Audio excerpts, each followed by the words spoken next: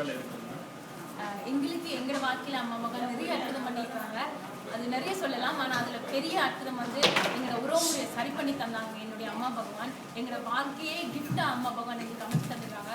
அதை விட பெரிய யாருக்குமே கிடைக்காத பாக்கியம் எங்கள் அம்மா பகவான் எங்களுக்கு என்ன தந்தாங்கன்னு சொன்னால், நாங்கள் 2011 நவராத்திரி ஹோமத்துக்கு போயிருந்தாங்க. நானும் எங்கள் கணவருமா அந்த 9 நாள் ஹோமத்தை நாங்கள் எவ்வளோ அழகாக அதை ரசித்து நாங்கள் அட்டென்ட் பண்ணாங்க.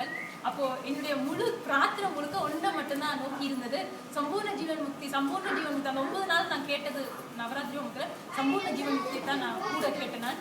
அப்போது என் அம்மா பகவான் எனக்கு என்ன பண்ணாங்கன்னு சொன்னால், பகவான் அடுத்த முறை ஹோமத்துக்கு நான் வரும்போது எனக்கு அந்த சம்பூர்ண ஜீவன் முக்தி நான் அடைஞ்சிட்டு போகணும் அப்படின்னு நான் பகவானை பிரார்த்தனை பண்ணேன். அதே மாதிரி நாங்கள் திரும்ப இந்த நவகிரக ஹோமத்துக்கு பகவான் எங்களை அழைச்சிருந்தார். நாங்கள் போனோம். அப்போது அந்த டைம் பகவான் எங்களுக்கு அந்த ஜீவன் முக்திக்கான ஸ்திதியை எங்களுக்கு ஓன் பண்ணி அந்த ஸ்திதியை முழுமையாக நானும் எங்கள் கணவனும் அனுபவித்தோம். அப்போ நாங்கள் எங்களுக்கு எக்ஸாம் எழுதி அதில் நாங்கள் செலக்ட் ஆகி அந்த முத்தர்கள் தியானத்தில் இருக்கிற மிகப்பெரிய பாக்கியம் எனக்கு என் கணவருக்கு சேர்ந்து கிடைச்சது. இந்த பாக்கியத்தை தந்த என் அம்மா பகவானுக்கு கோடி நன்றி.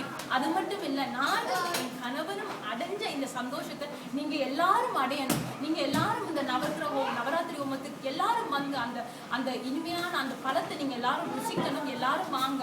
அம்மா பகவான் உங்களை கண்டிப்பாக கைவிட மாட்டாங்க. அம்மா பகவானுக்கு கோடி நன்றி.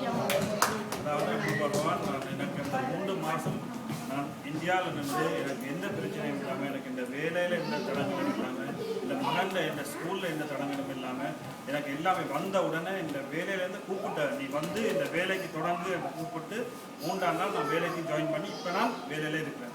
3 மாதம் நின்றுட்டு வந்தேன். தேங்க்யூ அம்மா. நன்றி.